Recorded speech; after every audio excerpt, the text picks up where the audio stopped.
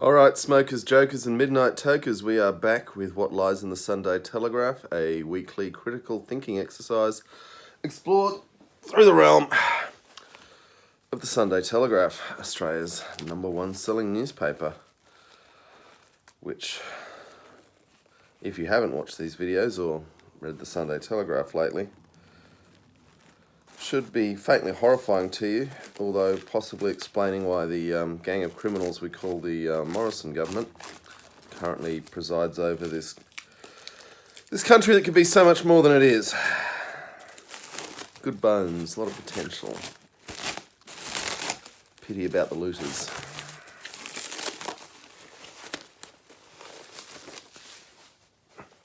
So, what do we got on the front cover? Paul Galen bombshell. So, speaking of Scott Morrison, his beloved Sharkies.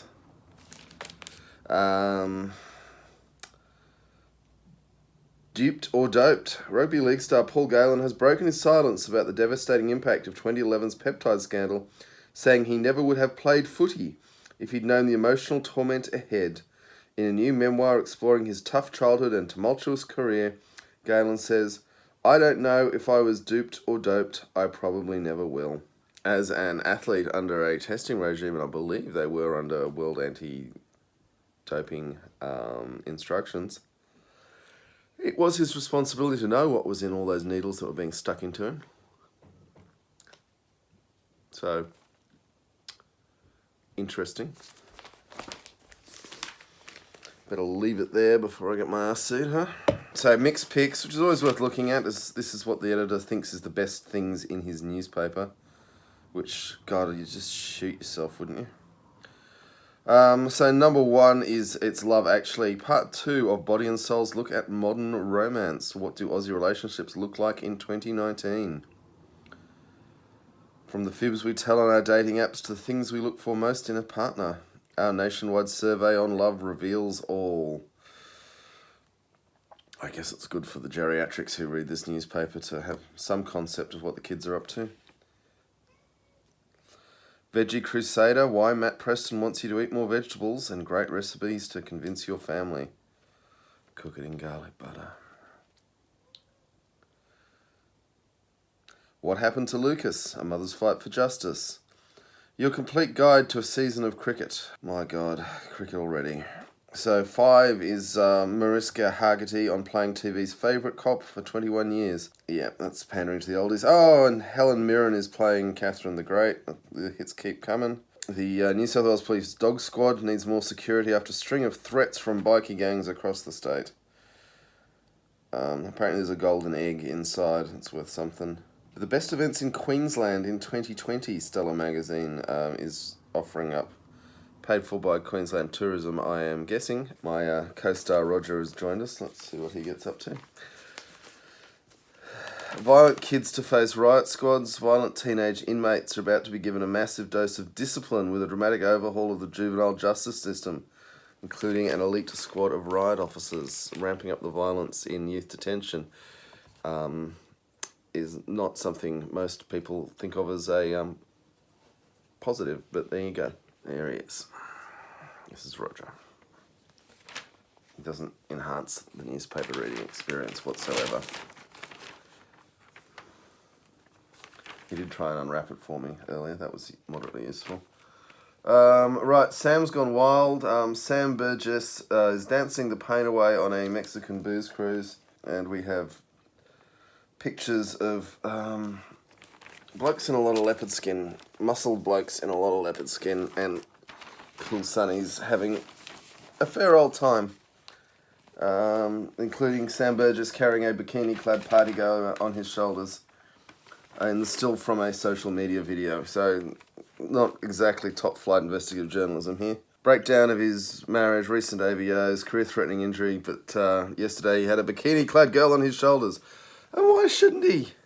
God, he's young, he's rich, he's finished his work for the year. Good luck to him, I say.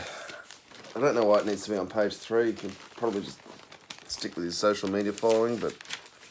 So we've got a whole page for Billy Elliot. Candice Warner is telling us about how she had to be the rock for her family. There's a whole page of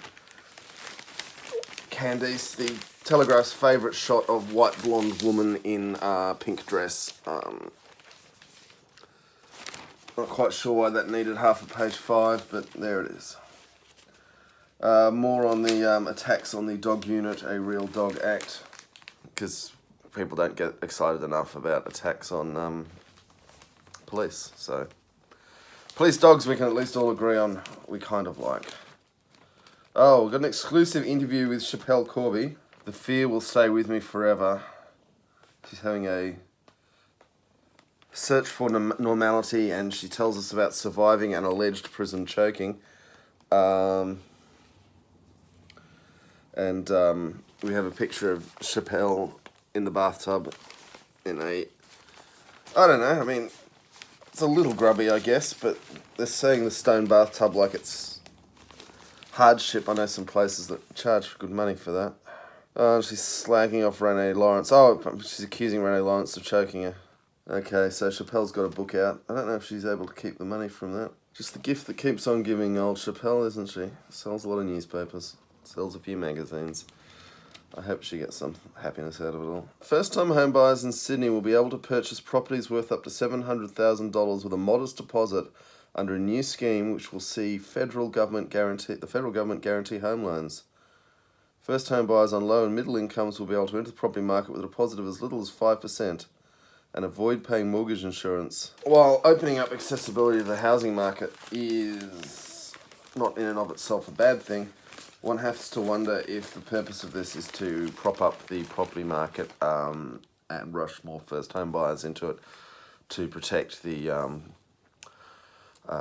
retirement incomes of baby boomers at the expense of the people who are rushing to take out $750,000 in finance they don't have a significant deposit for.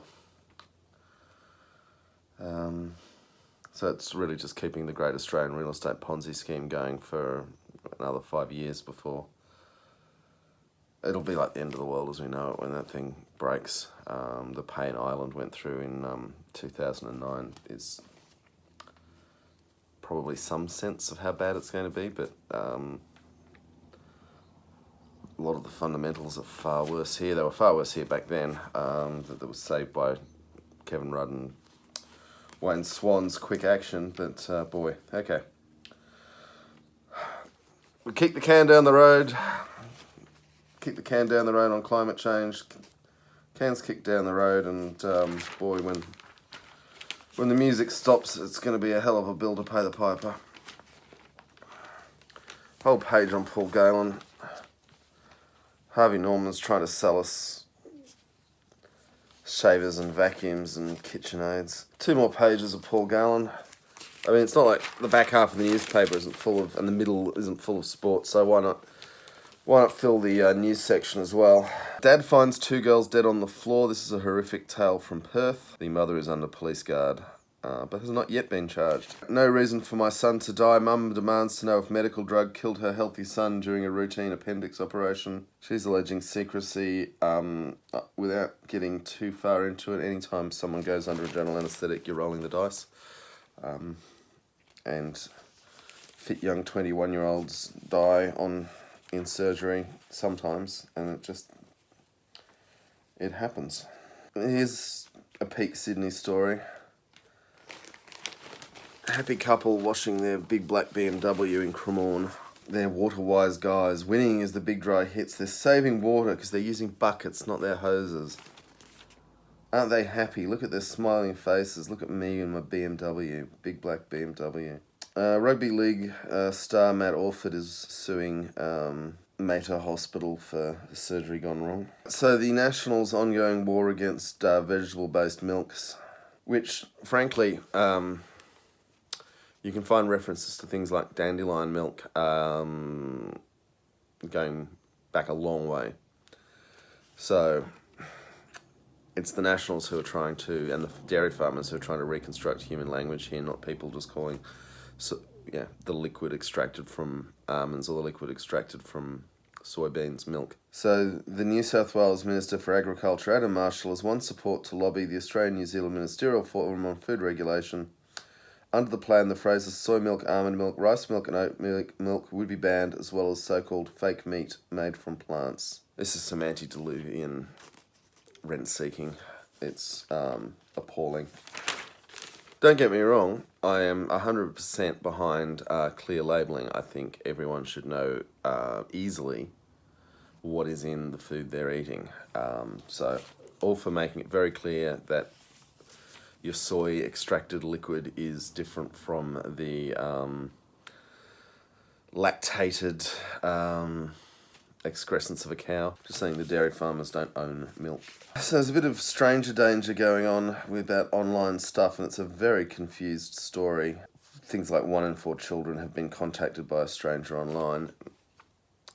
It's quite a low number to begin with, and secondly, not every stranger contact online is an older sex predator. Let's all be terrified and worried about our neighbours when sadly a majority of problems are within the families. Back to what the top restaurants are. Another great piece of Sydney self-indulgence. Opposite, I would note, well-placed Harvey Norman's trying to sell us expensive ovens for only $2,969. So, geez, you think you could round that somewhere, couldn't you? You can have an AEG Steam Crisp thermic steam oven with Pyrolux convection oven and grill. Get a hob for $900. Banks are to let everyone use any ATM as the whole ATM business model collapses under cashless transactions. So National, Westpac and ANZ are looking to team up. Commonwealth Bank is reluctant to join the others because it doesn't see the value in it, particularly since ATM fees were dumped. Apparently it will result in ATMs being better distributed as we take away redundant ATMs in high volume areas, to be rolled out in the next couple of years. Banks would no longer have their own branded ATMs. This is really, and they're not talking about it here, there's some mention at the end here, cash is declining considerably. Cash payments half around 70% of consumer payments in 2007 to 27% by 2016. And page 29, The Cell, Jonathan Chancellor's trying to big up the real estate market with happy people who feel successful because they've gone into massive debt to buy an overinflated asset that the government's propping up just long enough to get its voters out of the sector. Oh, this is interesting.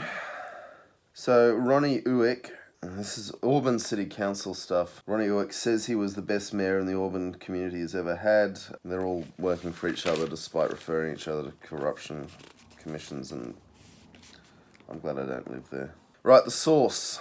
Political gossip. Margaret Kineen and Gladys Berejiklian are two of the many guests jostling for space at the dinner for Tony Abbott. Everyone who wants to farewell Tony Abbott or who've been struck with FOMO and what is shaping up to one hell of a party, the guest list of 700 for the Nova 7 tribute dinner has blown out to more than 1,000, and they're moving the tables closer together to fit everyone in. So, oddly enough, lots of Tony's political friends and allies are getting together. It's a shame they couldn't all vote for him to keep him in Parliament, isn't it? So apparently there was a big political bash in Bill Shorten's office to farewell Catherine Conroy. Apparently there was dancing on the tables. Anthony Albanese did not make it to the party, despite the music being clearly audible from his office. Odd little story about West Tigers, Barry O'Farrell, ICAC, the ACCC and the Mount Penny coal mine. I can't quite figure out what's going on there. Right, the source is backing onto the snitch, which is mostly just lawyers bigging themselves up. Oh, this is the perils of a Sunday newspaper. They're talking about Ivan Milat hanging on to life when he has in fact gone to the Fires Infernal without revealing what he'd actually been up to. Some suspect he might not have acted alone. Right, stars are paying tribute to their inspirations on Grandparents' Day. Right, Jessica Mauboy and Tones and I are the top of the #1 charts and album charts and singles charts. I had no idea people still bought albums. Just streams onto your phone, doesn't it? Apparently women are feeling the burnout. That's news, isn't it? Sue Dunleavy's ongoing sporadic lobbying for varying pharmaceutical interests goes on, and now more than half the residents in 18 New South Wales rural towns have delayed buying medication because they can't afford them and the rules that keep their medicine prices high are about to be entrenched. The issue not being referred to here is that the taxpayers would otherwise be picking up the price difference, not the drugs are actually being made cheaper, and decisions have to be made as to which drugs are made cheaper, are subsidised by the taxpayers, and how much community good can be gained by that. And I am by no means saying the pharmaceutical benefit scheme always gets these things right, but I would say that it's quite tough, and just making all the drugs cheaper at massive expense to the taxpayer and enormous profit to the pharmaceutical companies probably isn't a great outcome either. So there is always going to be a middle ground, and exactly where the line is drawn is going to be tough. Lucky we pay professionals a lot of money to do it rather than just sniping from the Telegraph. So a magistrate's dealing with a fight over a cow, which is, you know, nice local colour. Baby story. Into the sport. More sport. Okay, we have got note that the All Blacks did in fact lose last night. I don't know really who I was going for, but well done England, and I would note that Eddie Jones was coach of my team, the Brumbies, for many years, so I feel some additional attachment there, aside from my being half English. Escape, explore South Africa. South Africa awaits. 10 nights of South Africa highlights. God, that sounds dire. I am that hipster. If I'm not hitchhiking in the back blocks of Western China, I just don't feel it's really travel at all. I mean, if all it takes for your travel experience is to spend a ton of money and sit in the same hotel room as every other hotel room, stay home and get Deliveroo. Looks like they've decided to go quiet on Extinction Rebellion, which is always the best way to deal with extremists you don't like. I should note, I do like Extinction Rebellion. I mean, I don't agree with absolutely everything they ever do.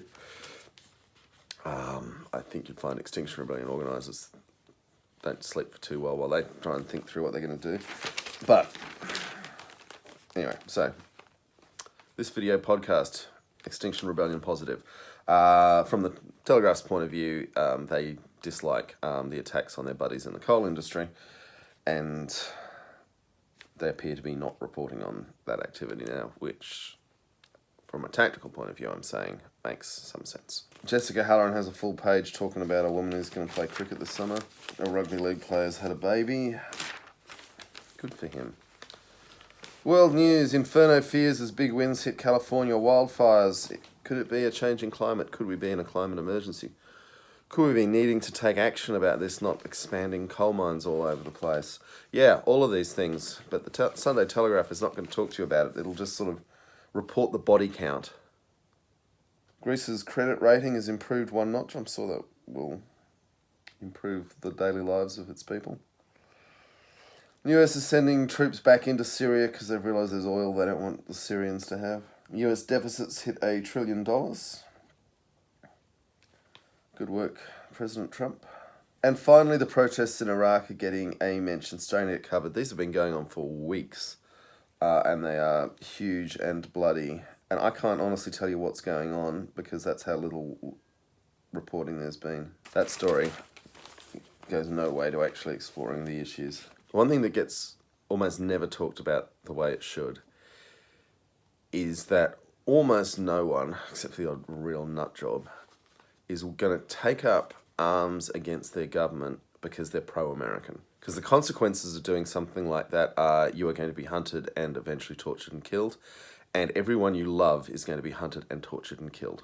All right? You're not going to do that because you got a hard-on for Jeffersonian democracy or because you like Coca-Cola. You're going to be doing it for local reasons that have become so intolerable that you're willing to risk the health and well-being of yourself and everyone you love to try and force a different result. So anytime any media starts telling you that some group is pro-American, they're just talking horse crap. What they are is desperate people who feel that they can extract some help from the US and choose to pin that flag themselves in exchange for that help. The driver is the desperation. The foreign power they can extract aid from is secondary. Boris Johnson wants an election. He's wanted one for some time. does appear that Brexit is not going to happen on October 31st, but I wouldn't bet on him not pulling some sort of swifty.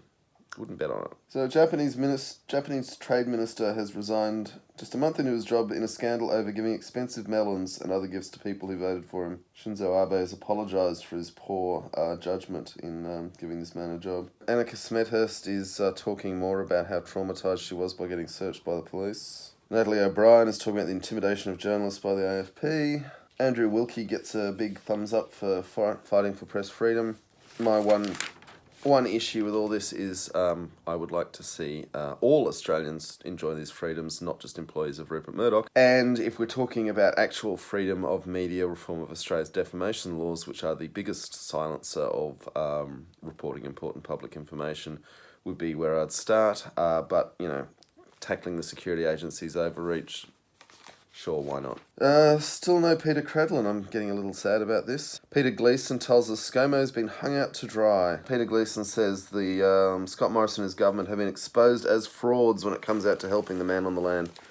No mention of the whole climate change thing or the agri-business. I got cornered yesterday by a well-meaning guy who's very angry that water's being allowed to flow out of the Murray-Darling and into the ocean as part of environmental flows when that water should be helping the farmers.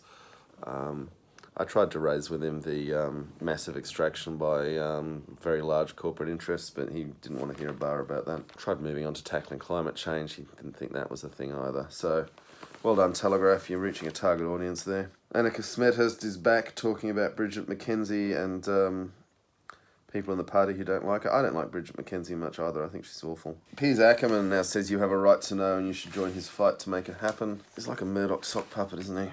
Got some hot auctions, big glossy real estate. Do you want to buy off the plan some big glossy apartments with great views in Sydney?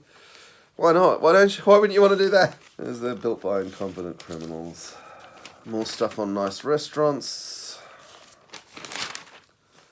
Nostalgia. Samara Weavning's in a movie called Ready or Not, which only gets 2.5 stars. Made in Sydney Zomedy, starring Lupita Nyong'o, who was terrifying in that movie Us, and she won an Oscar for 12 Years a Slave, we should note. Is in a Little Monsters, a Sydney-made Zomedy, performing Taylor Swift numbers on the ukulele and decapitating zombies with a shovel. 3.5 stars from the tough markers of the Telegraph. Put that in your diaries. That sounds good. It's a movie called Brittany Runs a Marathon, which I will die before I watch. Halloween movies for the whole family. Jeez, the kids are going to be thrilled to get good, safe family stuff on Halloween, aren't they? My mum put on Evil Dead. No, the Telegraph says there's some family-friendly in Halloween. So James Blunt's got another album coming out. He's gone back to mining his own stories for inspiration, like every singer-songwriter in the world. Don't get me wrong, I don't mind James Blunt. If he was playing in my local music scene, I'd probably be coming to every show and telling people how great this guy is that they've never heard of, but he's a victim of his own success to some extent. Alright, whole page to Helen Mirren playing Catherine the Great. Duncan Lay's trying to dissect the new Star Wars trailer, which I thoroughly enjoyed. The trailer, that is. Another page on Lupita Nyong'o, who is amazing, and we should watch everything she does. Party Confidential's been to the Bulgari Art Awards. Workmates are concerned for sidelined Erin. She's been missing in action. We are treated to a picture of a pensive Erin Molan staring into the distance. Alright, Annette Sharp ponders whether Sonia Kruger's going to move aside in a 9 shake-up, so there's some complete bloody irrelevance for you. James Weir is not happy with the tourists on Uluru, so I'm in agreement with him on that. And that's it. Okay, folks. Lots of talk of the effects of climate change, nothing on the causes of climate change. Superficial world news, a lot of celebrity stuff. Racism was noticeably absent. Yeah, interesting. That might be one of the least racist Sunday Telegraphs I've read in a while. Good for them. Glad they're improving. If they could get some news in and maybe start trying to help make the world a little bit of a better place instead of a worse one, who knows what we could achieve as a people. But, you know, you and me, we have to also be the change we want to see in the world. Okay, see you, folks.